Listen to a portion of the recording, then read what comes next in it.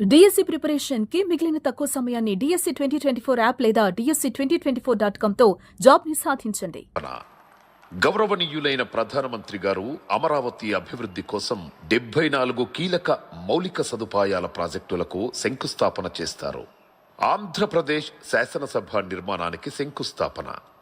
250 మీటర్ల ఎత్తులో 11.22 లక్షల చదరపు అడుగుల విస్తీర్ణంలో ఆంధ్రప్రదేశ్ శాసనసభ నిర్మించబడుతుంది.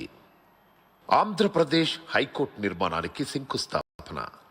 55 మీటర్ల పొడవు 20.32 లక్షల చదరపు అడుగుల విస్తీర్ణంలో high court నిర్మించబడుతుంది.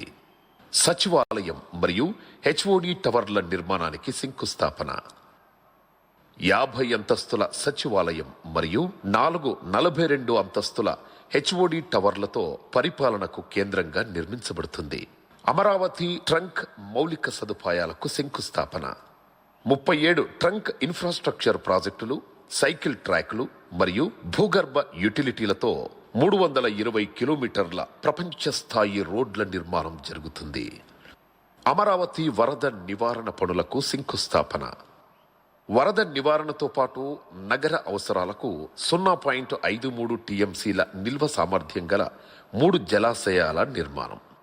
Amaravati land pooling scheme మౌలిక సదుపాయాలకు శంకుస్థాపన. 1.281 కిలోమీటర్ల రోడ్లను కవర్ చేస్తూ 13 జోన్లలో సమగ్ర పౌర సౌకర్యాలను అందించనుంది. అమరావతి గృహ మరియు భవన ప్రాజెక్టులకు శంకుస్థాపన.